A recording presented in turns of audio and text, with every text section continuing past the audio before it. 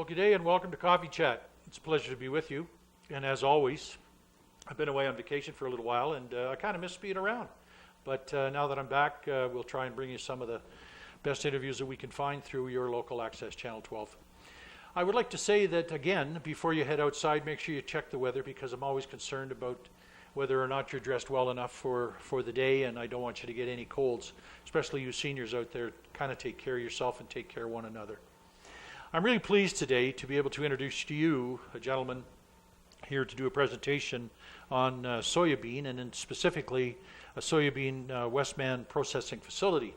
And it's a pleasure to have with me here today Ray Redfern. And sir, I'd like to take the opportunity to welcome you to Neepawa and welcome to Channel 12.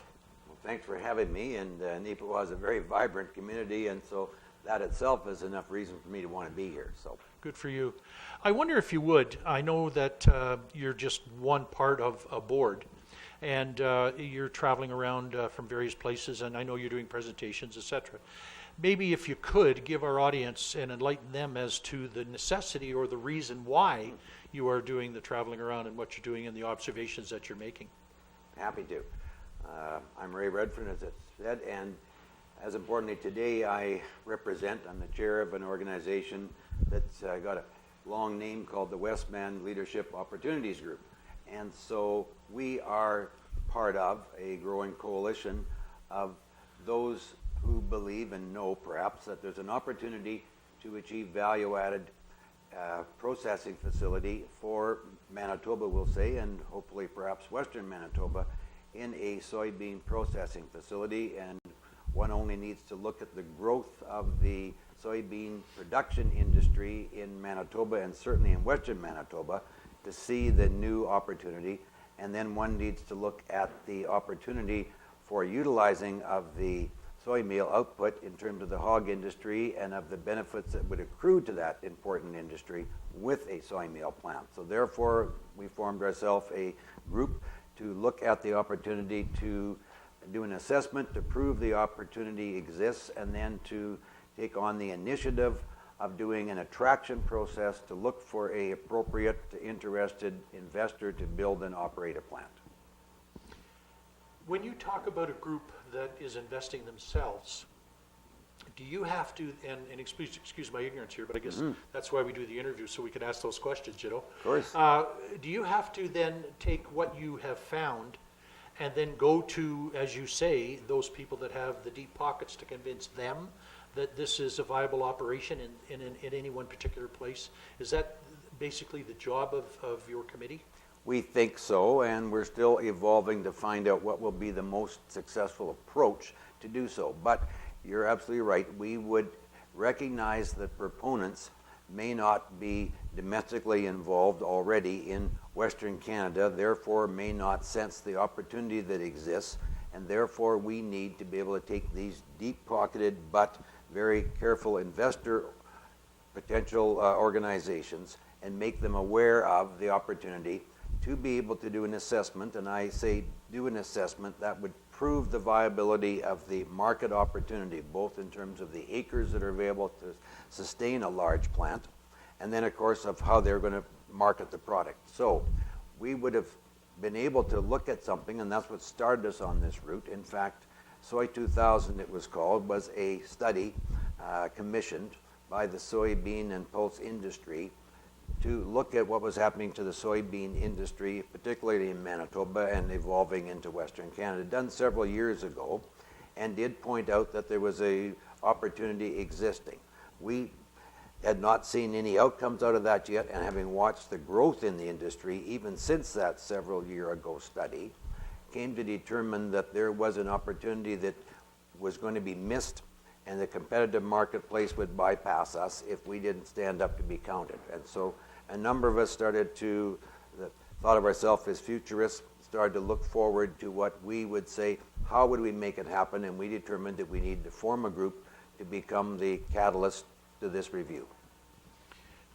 And having said all that now, what happens if, and let's suppose, are you in a position to recognize that there could be another group out there similar to yours that would also be not necessarily in conflict, but perhaps competition is a better word? Yes and no. To begin with, we did undertake this because we didn't see any other apparently obvious candidates that were in fact searching for the same opportunity. So we did form our group, and started to do this investigation. We have come across the understanding since then that there are a couple of activities going on in the background that have their own objective to hopefully attract and build a plant. We can't say we know enough about it to know under what nature and size or who would own it and all those things. But we would have looked at that as a benefit to all of us. Our objective is to have a plant. Who operates and owns it, all we would hope is it's a sustainable operation, which means that it probably should be, we hope, developed and operated by someone who has enough capital and enough experience to continue to be successful, which is also why we propose that this be what we would have called a world-scale plant, because it appears that a world-scale plant would likely be what's needed to be long-term sustainable. And as importantly, if we want to make a real impact on the soybean industry in Manitoba, then we couldn't find enough mom-and-pop operations that would come together fast enough to provide that solution. But we would have said any other bund that wanted to go through their own process, we would welcome them to work with us, and we would perhaps have provided some of the background work that they might need to do their own justification in terms of this assessment. They'd certainly be welcome to use it, and we would consider any work that anyone else doing to complement our activity. We're not proponents on behalf of a particular investor that would think of someone else as a competitor. We're the ones that want to draw attention to someone to build it. Right. And with that in mind, your board then, your membership, would have to be of some diversity, would they not, in recognition of the who, what, where's, and whys of an area? Probably, although in good part, it seems to be those that would have some credibility to attract the interest of others, like community groups that we're approaching now. And so, in large, the individuals that came about were simply those people, usually rural ones, almost all rural ones, from Westman, who had a background in working in community development or for organizations like CAP, Keystone Ag Producers, and who had been community activists in their own right, working in agriculture, who believed in the future of agriculture was to be able to add value to those commodities we do. And so we believed we had to stand up and put some energy into it to try and make sure that we had a mobilized force to do so. And therefore, we've now started to have other activities join us. Partly that we've jumped off our own cliff and hired consultants who are experienced and professional in process development in terms of doing assessment and research and attracting a large player who are used to working with sophisticated individuals. And because we've attracted, as you know, a relationship and now most recently a partnership with RDI, which is an arm of Brandon University, who now provide a significant credibility and, more importantly, actionable professional organization for us to work with, in a partnership with. And so along with that, we've now been able to attract the interest and, we'll say, the support and even involvement of a number of rural community organizations, usually EDOs or the RMs themselves, which we think recognize the benefit of the whole Westman to have a value-added facility, and we all wonder where it would get built, and we would hope somewhere in Westman. That will ultimately be the proponent's decision, and so our job in terms of the assessment will be to also gather up all of the infrastructure opportunities that are available for such a proponent to choose between, to draw attention to them that they've got a wealth of alternatives with how they want to position their future. And so we would think that that's what our role would be. You brought up an interesting point too, and with you now recognizing the assistance and the partnership with RDI, and great credibility there, that goes also for saying RDI is probably saying to themselves, man, we've latched onto something here. Like, you know, if you're a good fisherman and you get the one, this is probably a good one for them too. We think it's a mutual win. They get a chance to practice their craft in a way that gives them outreach to the broader community, to give the rest of us a lot more awareness of the depth of the university and their capability, and for their own people to learn what benefits they can create for the university by cooperating with and being part of the community as compared to an island in themselves, for sure. And they do have significant expertise and credibility in terms of community outreach. That has been one of the mandates of RDI in the background. So they not only have contacts, but they also have the experience, and we hope the credibility to be able to professionalize our work with these communities in itself. And don't forget, as a accredited university, anything that they allow themselves to become involved in will have to be vetted and reviewed by peer committees to make sure that the assessment is credible, is in fact defendable, and it is put together scientifically enough to be a beyond reproach. They even have a thing they call the ethics guideline that they work by. So we knew that we were going to be becoming related to an organization who wasn't going to be flamboyant and solve the problems in a day, but when we put something together, when we and they put something together, we hope and think it'll have significant credibility with any proponent that would look at the background, because it wasn't done by vested organizations, it wasn't done by amateurs, and in this particular case, they also have the ability to be our administrator, and so any funds that we might seek and be granted for grants themselves, for example, to do this expensive research, has to go through an arm's length organization that has no personal vested interest. They fit that to a T. They also have the infrastructure there to do credible accounting to make sure that all the funds are accounted for in a credible manner. So we found ourselves a partner that brings it all to us. And you can't fault them for that. No, and they also view this as an opportunity to even do paid for research to a degree, and we imagine and think that their fee will likely be less than we might pay out on the greater world. So with those levels of expertise that they have within the university, and there's more of them than we might have known, but certainly outreach and assessment of community involvement is probably one of their strengths again. We think we've got a partner that will, in fact, that's what the agreement says, that we'll use them where it fits, and they will. So we'll use them. They and us together will decide on what the assessment is, and we're just coming to grips with those now. And they'll provide it where it fits for them, and we'll use outside personnel where it comes to particular expertises, usually in plant design and all those things that we need. Well, I think what you've done for the average student is, brought a smile to their face and a recognition that this is infinity for the program. Yes, there's no doubt. And they, like most organizations, struggle to try and make sure they're sustainable and that they have mandates that work within their own community versus some of their work is done far away from home, where they are recognized for their expertise. And we've now given them a mandate for some time, of course, to not only practice their craft, but to be able to showcase it enough that will be expected to build on itself for future generations. So, no, we think this is a pretty exciting partnership that we have with them. Well, good luck with it, because I think it's going to be. It will be. Let's, for the benefit of our listener, and not everybody out there recognizes the valuable asset that a soybean can be to our present industry with the hog plant here in terms of High Life. But would you just sort of enlighten them?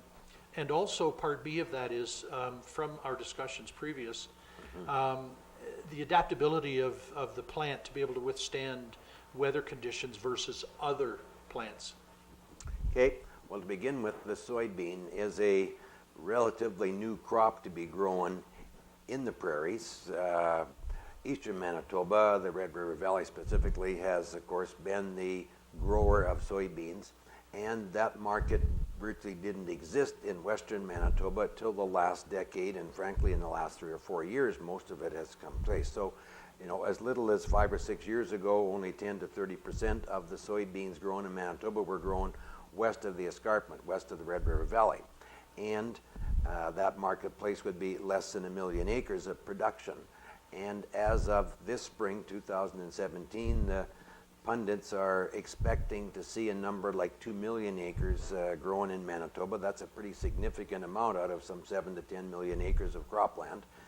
So we would now say that most of that growth has taken place in Western Manitoba, to a point where it's obvious when you look at the numbers that Western Manitoba would be, shall we say, the same amount as Eastern Manitoba, or probably even more than Eastern Manitoba by the time this crop goes in the ground. So in other words, it's an important commodity for Manitoba, and certainly now for Western Manitoba, and not only the Western Manitoba crop producer, but the communities that rely on agriculture as one of their backbones of the economy. And when we look at that again, the growth beyond where we're at today also is clearly become evident to be phenomenal. The number of 3 million acres doesn't sound unreasonable now to many in this industry some years from now. So in other words, soybeans, by the nature of their product, they're as profitable or more profitable than almost any other crop that Manitoba farmers grow. And they enjoy a lower cost of production than some other crops like the canola that is in fact king in Western Manitoba. They don't happen to use nitrogen. So as a result, that itself is one saving to the grower in terms of getting economy. So it would seem that soybeans are going to be an important component that's here. And anything that we can do to aid the profitability of that to the producer, which leaves our whole economy better, is a strength. And it's pretty obvious to think that if we had a homegrown processing industry versus having to export it the way we do today, either offshore or $50 worth of freight to take it down far enough in the U.S. to find a plant. And then if we look at the second industry that's important and should become more important to Western Manitoba, and is certainly dear to the heart of many of us in Neepawa, is that the High Life plant has certainly become very important, and now it's made an announcement that it plans to grow and needs more hogs. And it's no secret as well that Maple Leaf needs significant more hogs to support their second shift that they need to have for viability. So the whole sustainability of that hog industry depends on finding more hogs to be grown in Western Manitoba. And one of the secrets to that is its own sustainability and a processing facility that allowed us to make our own soybeans available for soy meal rather than pay this $100 worth of freight that we imagine that it can be to take it to the nearest processor and bring it all the way back to hog barn. Could go a long way to both make the processor more stable and or give that poor hog producer who's got notoriously narrow margins a small snippet to help him be able to convince himself and his banker that he can remain sustainable and therefore viable into the future. So we believe that this is key to a lot more than just the producer saying, well, I don't have to quite truck it as far. It's the stability of that crop, the stability of the producer, and clearly the stability of the hog opportunity. And that's where we start to look at where communities really see a significant benefit.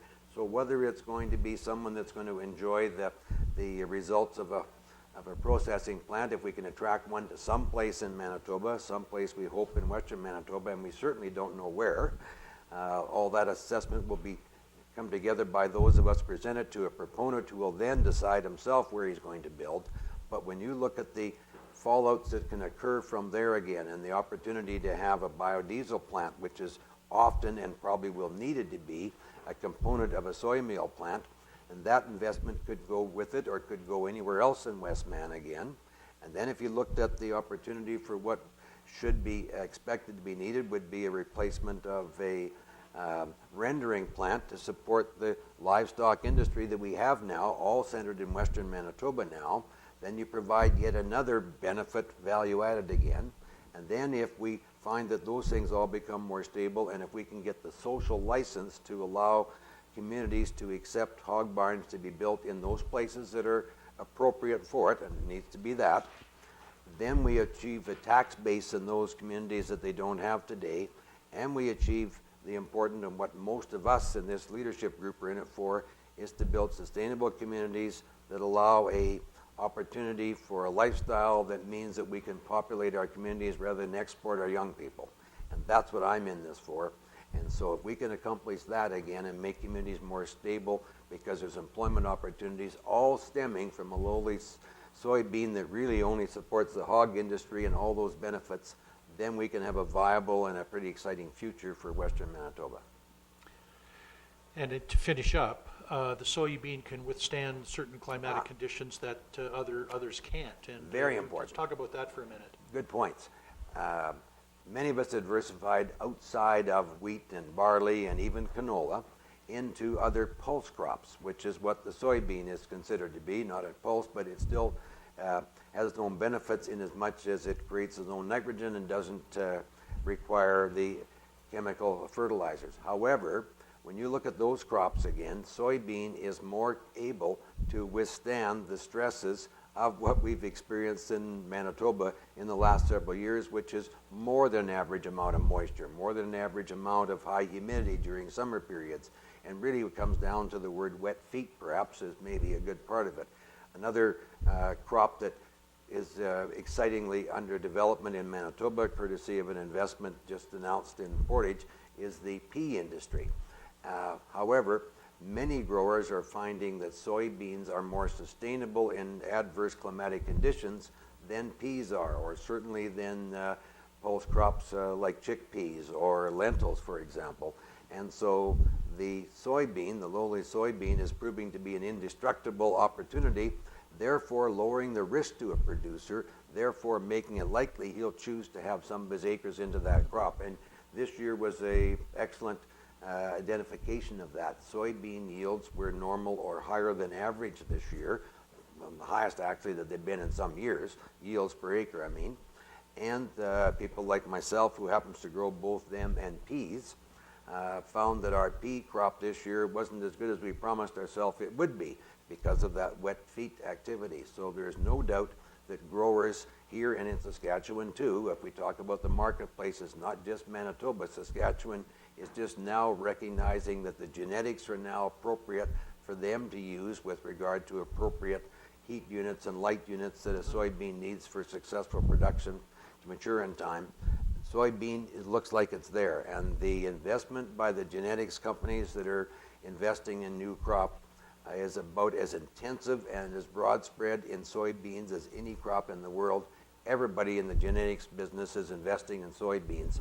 So we know that it's obvious that that's going to be a more and more appropriate crop for Western Manitoba, and it will withstand, for the producer that says, what's my risk, it will withstand more of these uncertainties of climate than some other crops do. You're absolutely right. So again, you'd see the producer is likely going to vote with his pocketbook to invest in growing soybeans, isn't he? And it will probably give him a better outlook for the future for insurance on his crops. Oh, if you look at the range of crops he's going to grow, and it's all about being able to withstand the crashes that occur under a weather-related calamity. And agriculture is way too expensive for a farmer just to be able to say, I guess I'll suck it up this year. Yeah. Cash flow is everything now in today's agriculture. And so he has to have a crop that he can count on, and crop insurance in itself won't make farmers stay alive very long. So a crop that allows him to diversify his risk is certainly what he's looking for. No question. I'm talking with Ray Redfern, and Ray is part of a board that is looking for a soybean processing facility for purposes of location in the Westman area. To continue, Ray, I guess the obvious question now is you've done some footwork. You've talked in a few communities. How now do you get the message more thoroughly through to the farmer than just to where we are today? And I know the access we have with the potential, with you and I sitting here having this interview, and we are a farming area, and our industry, industrial part of our area is well over 100,000 strong. That's really minute when you consider the whole of the Westman. So, and I know like Ag Days are coming up, and I know that you'll probably have a booth there and you will be doing presentations. Do you have to do a little more to get to the average farm person that's sitting out there and maybe doesn't come to Ag Days? We believe in large part that the community activists are the ones that will mobilize to make these things happen within their own communities.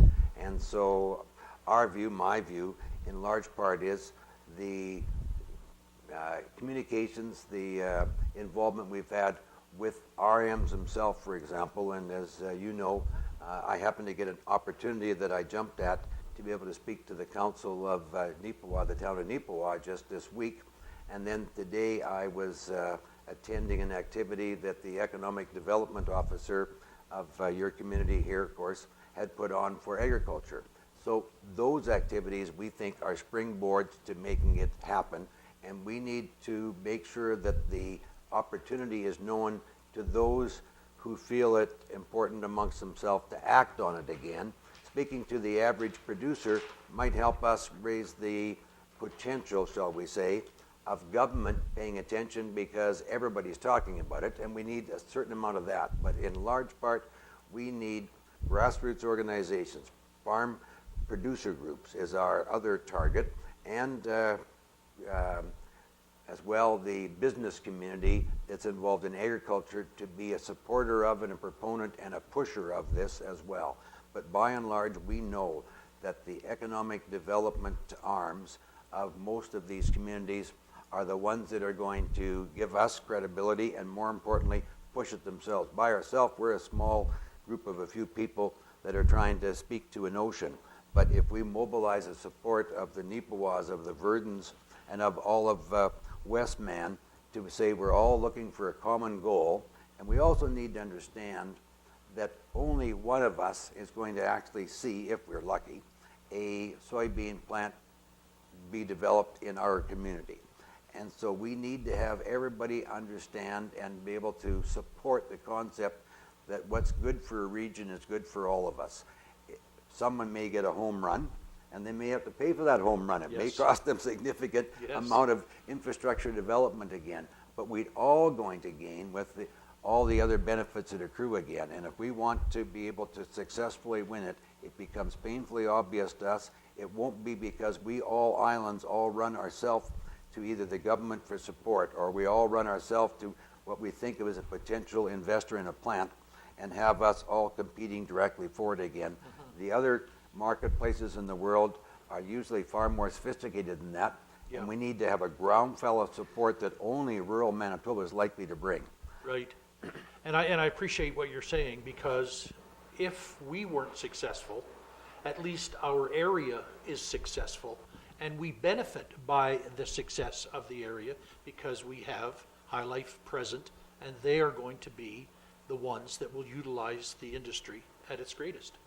You know, I can use one example, and that would be the city of Brandon, who were one of the first, mainly because we started to go to them because it was obvious that they had people to talk to say, would you be interested in helping us with this activity? And they told us, of course, they would welcome the opportunity to look at such a facility should it fit within the proponent's mind. But in fact, they've come not only to the table with some seed money, but with the promise of involvement with no strings attached. Yeah. That's refreshing, because it's very important, largely because we all look skeptically at Big Brother and wonder, of course, well, why should we all support them? Brandon, at least the people that we've been working with there, the economic development arm of Brandon, and with the likes of the mayor, who was a strong proponent for their involvement, to be able to say, what's good for Westman is good for Brandon. And Yeah. they finally caught on to that, if I could use Yeah. that word crassly, to recognize that if Westman's successful, Brandon will stay alive. And I think we need to view that in every other community as well. So we need all of them to say, what can I do? Some of us would say, I can only afford to invest if I get a sure return.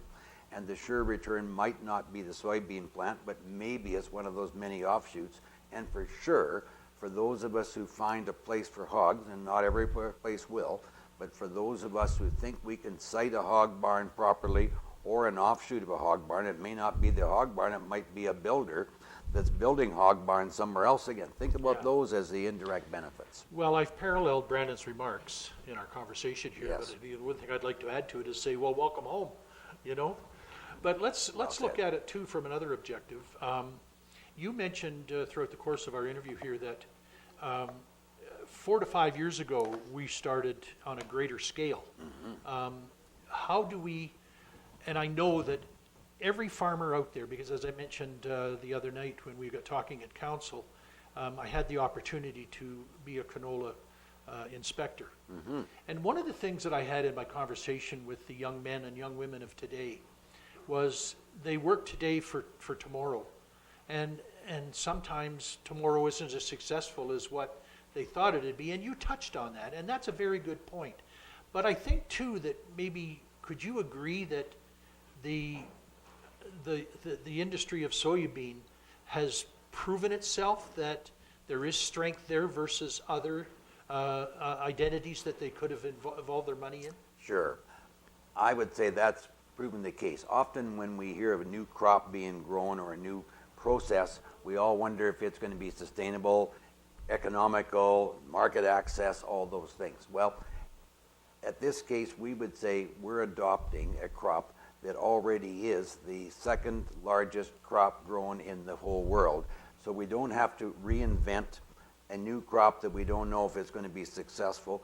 And in fact, it enjoys, as we heard this morning at a presentation, even a number of other things. The crop is so big that it's so widely traded that it allows itself a more liquid opportunity of investing in price stability by things like futures pricing and pricing models that growers can use to reduce their risk. Harder to do that in a small niche crop like some of the lentils or those that don't trade publicly in the marketplace again. So I grow the crop and find by the time I go to market it, the price has dropped. Or I price it out ahead of time and there's no options trading. I don't produce a crop and now I got to go and buy it and the price has gone way up. So, something like soybeans offer to the producer even a stability of a marketplace that's probably as good or better than the next one that they've got, which is canola, which trades somewhat that same way, and therefore gives them stability. So overall, we're talking about a crop that's also got the genetics companies behind it, as many of us would have recognized, and by all the advertising you see from those same genetics companies, they're determined to continue to grow the soybean business, soybeans being the most widely grown crop across the world, into a opportunity for growth in Western Canada.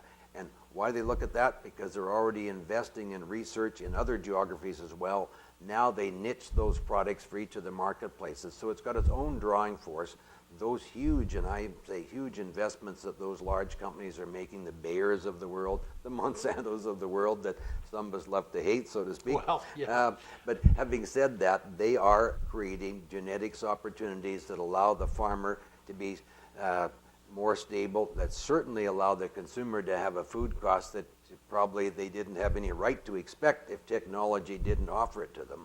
So overall, there is absolutely no doubt that corn, soybeans, in this case soybeans, have a solid future. That's what brought us to the table when we realized that the time had come that soybeans were going to be introduced into Western Manitoba. We know this isn't a flash in the pan. That market isn't going to disappear tomorrow. That soybean plant will be as stable and sustainable 10 years from now as it will be tomorrow. And therein lies the comfort to the farming industry that they're in a zone that knows that it's going to be viable for years to come. Yes, and the farmer is more likely to be interested in it if he knows he's got a stable market to market that product to, that also enjoys some of those premiums that come from locality as compared to having to compete with Brazil and marketing our soybeans to China. Right. And so there is absolutely no doubt that that's a strong, strong benefit. Mm-hmm. I'd like to zero in on a question I may have asked some time ago, but I want to be specific for our listener to recognize that soybeans specifically as its utilization in the hog industry. Certainly, soybeans are used in any number of food sources, largely livestock. A growing market, though, the protein highway, I'll come back to that in a minute. I don't Sure. want to lose this one, but you're absolutely right. By far the biggest user of soybean and the soy meal that comes from it is the hog industry. And hog industry, both because the product is suitable for them and the size of the hog industry, and that makes it particularly valuable in a place that expects to grow the hog industry by 1.5 million hogs. Think about how much that would take. By the way, roughly, if I can remember it right, 1 ton for every 3 hogs that go to a marketplace.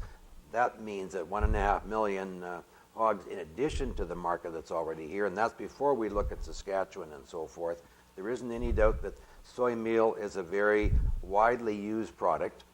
It's also got all kinds of new uses, which is exciting to Ray, in as much as the thing we call the protein highway was exemplified by the recent announcement in Manitoba here of a pea plant for Portage la Prairie. Right. That takes a lowly pea product and makes it into something that's meant to be as valuable as beef would be, and to compete with beef, by the way, in terms of the consumer's purchase habits.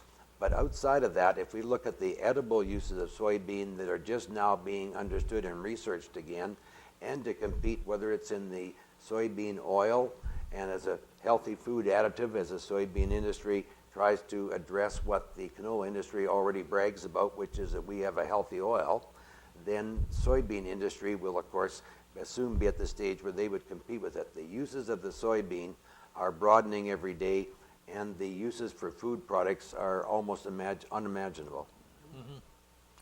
When we talk about years gone by, and I can reflect, and I know you can, in the 70s when Portage la Prairie was the benefactor of the Campbell soup, there was lots of acreage down there that went to the various products. It's almost like it's recycling itself again with the peas, but more importantly, we are a changing and a diverse province as our farmers. And it's nice to see that the change is coming in the area of soybean, because we don't have to compete with another market, because we're solid and solidify in the one. So let's be good at one rather than... Yes, and let's take advantage of the economies that come from the infrastructure Yeah. that would get developed, you're right, and one that naturally fits to another value, because we can say that we take the soy meal and use, not certainly all of it in the outset, but a significant component of it locally again, and provide that value again. And that multiplication factor, as you said, is very significant. And this one is one that's broad enough scale that a significant portion of producers will see this as a benefit. This won't be for 5% of the growers in Manitoba that would use it like they might have done with tomatoes for Campbell Right, soup. right. This one, in fact, is a broad-scale crop that will, in fact, enhance the stability of farmers across all of Manitoba, and therefore allow us to say yes, but it also went a step further in that it provided value-added jobs and tax base for our rural and town economies, as well as we have employment opportunities that come about by the secondary one, and because it also supports another industry which we think Western Manitoba has a future in, and that would be the hog industry. We're going through a change now where government has come to see and realize that the industry is ready to respond with processes and programs that can make the hog industry sustainable, that they can and will manage the output of the manure that comes out of it again, the phosphate products that are there. They can manage odor. They can do those things now to make Yeah. it viable in my community. Right. And if you were to look at and take an interest in what the hog industry has done and where they're going, when you consider the announcements that have come out of High Life, for example, about China, about Russia, about the Ukraine, about Japan, I mean, the export here, I mean, you know that you're in the ball game for more than 9 innings, sort of thing. It's amazing what marketing people like High Life have been able to do. And of course, this recent announcement that they've made about not only the huge expansion in the processing plant here, but the other announcement about putting up a feed mill that's millions of dollars now, as in 40 to 50 million, not 2 million. And then when you look at the fact as well that they're going to be looking for hog barns, either of their own accord to build, or of course working in partnership with other organizations again, then you can see the stability. And why? It's all because, as you identified, that they found that they could bring a product together with enough cachet, enough name brand recognition to be able to have them become a sought-after source in both China and South Korea. I mean, it astounds me that this success of a Nipawha-based organization's success is based on their ability to market into Asia. And I admit it, and I apologize, but we've now traded with a sister station in Mexico. Interesting. So yeah, and that announcement was made some time ago. In view of the fact where, and I always keep wanting to trickle back to the farm industry because it's shrunk a bit. Yes. Mom and Dad have come into the communities, and the sons and daughters have said, gee, I'm not seeing the income that it used to be. I'm going to go and I'm going to become something else. Sure. Well, do you think something like this product of the soya bean will help transform that attitude to the youth of the farming industry, that they're in a position to say, you know what, maybe I should hang on for a couple of years and see if I shouldn't before I look at maybe relocating the house to Neepawa or Brandon or Verdon, and maybe I should try it for a couple of years, and then, or even before I sell my land to other farming communities or the Hutterites who are always looking for expansion. Do you think this is a change? One of a number of changes, but every one of us needs something to hold on to that says I can be sustainable, that the future can be acceptable. The word risk frightens many of us off that would say, especially if we start to have family responsibilities, do I owe it to my family to give them a more secure future than to jump off of some cliff to go farming when it's boom or bust, as the attitude has often been in the past. Right. So to be able to have something that looks like the prices are, shall we say, more stable, that the market is big enough to allow price stability, or that value added again, and I said at the outset that soybeans are one of the more profitable crops per acre than farmers can grow. So now the farmer looks at it and say, not only am I looking at something that we hope will be somewhat more stable, but offer something of a better return for that investment per acre that we need at, and we may not need to have only 10,000 acre farms because of that. But Right. then if you add that again, and you'd say during those years, the farm operator today may have an alternative again to either bolster his farm income up by doing other value-added activities, not unlike a hog barn, or working at one again in their own community where they can still operate their farm and not have to leave the farm to go get a job. Then that tells me that now we've got people with enough opportunities to still live in Neepawa and Rivers and Yeah. western Manitoba. That's what it's about. Yes. Well, you know, when I was working professionally, I used to take 2 weeks leave and go down to Emerson and help my father-in-law on the Red River there with his beet crop. Yes. And when they took the beet crop away from, that was the doings of my father-in-law's farm. It would be. Because, I mean, grain wouldn't cut it. No. But now that we brought soybean in, and it is not on a par, but at an advantage, I think you may find that people will be hanging around a little longer. And I, as an outsider and married to a farm girl, I'm glad to see this has come about. I think we didn't recognize the potential. You almost have to do what we're doing today to talk your way through to realize the implications of one little change where someone says, why don't we have our own plant? And it's more than just even having the plant, isn't it? Yeah. It's all of the other things that it brings for stability again. And Manitoba already has more going for it than we recognize, in as much as they're known to have a diversified agriculture, and as much as they're known to have pretty astute farmers that have been able to grasp new technology, that have been able to grasp other crop changes. And so the young farmer of today, in fact, almost frightens you and I, in as much as their grasp of technology and their grasp of knowing how to use technology to help lower their risk is pretty exciting again. yeah. Now you give them an opportunity to be able to believe there's also something to come in terms of sustainable income and revenue, and we'll still find out that we don't need to become a hinterland, and that the only places that are viable in Western Canada are Winnipeg and Calgary. Yeah. We've got an opportunity now to make this a sought-after way of life. Well, that's what I found out when I was doing crop inspections, that these guys are coming out of these Red River colleges, and they're coming out with certification and degrees as, and I'm going to mispronounce this, but agronomists, anyway, along that Right. line. And what I you know, and you know that they are, and I don't mean to blast the past, but intellectually more sound. Oh, by far. You're absolutely right. They base it on science Yes. as compared to art, or my father taught me. Right. In fact, today, in my own operation to begin with, anything come out of the FASA is going to be viewed with suspect, because they're now going to go either Google it or go get Yeah. their drone and fly over the field to find out what it is that I'm doing right or wrong. It's certainly based on a lot less risk, because before we said Mother Nature would have to make the decision. Yes. Now we've learned to be able to support her, or at least to be able to work within her confines. Certainly. Ray, I want to say thank you. I found this interview very enlightening. along with intellectually upgrading my problems that I have suffered in the past, not having knowledge thereof. And it certainly has opened up. And I trust and hope that we're an avenue for you that will give others that are watching this program the same advantages and opportunity.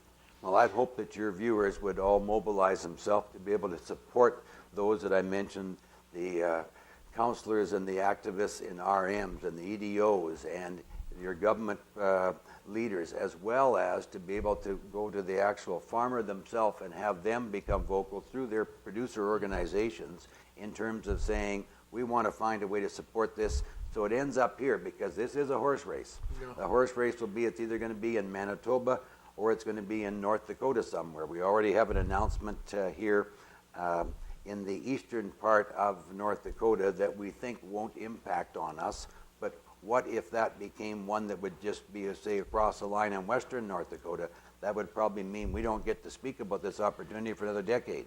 No, and there's another advantage here too. What's the political landscape going to be like in the next 5 years or 4 years? We don't know. No. So we have to assume, I would think, and have to look forward to and get behind and be attentive and look for it to be in Westman. You said it exactly. I always say that I'm not the most astute when it comes to asking the questions. So if I have forgotten something that you wanted to come and precisely get out, have we delved with the subject? You've approached this in a very interesting way, and we have covered many of the things. We need to be able to, in summary, be able to have people understand that there is a viable opportunity that will take significant assessment to prove to a skeptical investor that there is enough size of marketplace and enough opportunity, and the hog industry being part of that answer. And that will take, in fact, commitment towards not only having ourselves, but our governments, who will probably need to support this with some contribution towards assessment.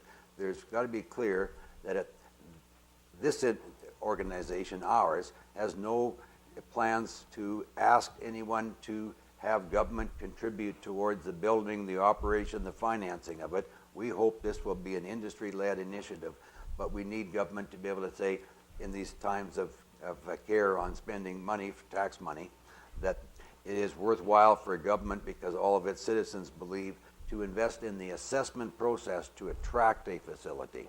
And that's what our role should be. So we need the citizens of Manitoba to support that expectation of our government again.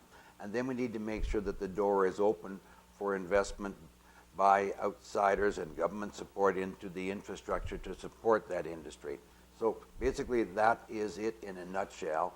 And then for us to embrace the idea that there's more value-added opportunities to come along with that one again, and to have the local communities ready to support those initiatives when they come, and even put the energy in those local communities into putting together their plan for how they would portray themselves, the infrastructure that will be needed for whether it's a soybean plant or any of the other ones again. And so to commit to the time and energy to develop that infrastructure profile that they need to have. Those are all things that we can ask our communities to do. And places like Neepawa have a track record of doing exactly that, so we need to ask them to do it again. There you go. And on that note, sir, I'd like to say thank you very much.